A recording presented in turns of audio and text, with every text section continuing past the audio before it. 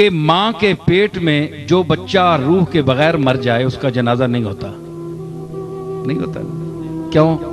امر رب ہے روح، جس امر کا کسی جسم سے تعلق نہیں ہوا۔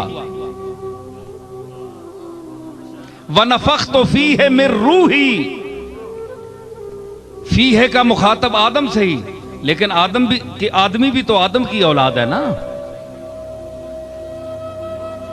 کل مراد لے کر مخاطب ہو کر تمام اجزاء اس کے مراد ہیں۔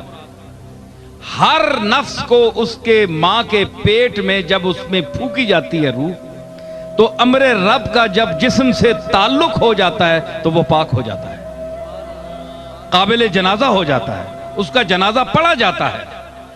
اور اگر اس امر رب کا ماں کے پیٹ میں بچے کے جسم کے ساتھ تعلق قائم نہ ہو تو جنازہ نہیں ہوتا۔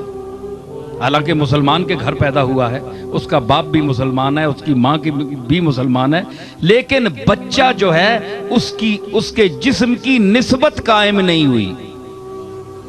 پتہ کہ لگیا کہ نسبت قائم نہ ہوئے،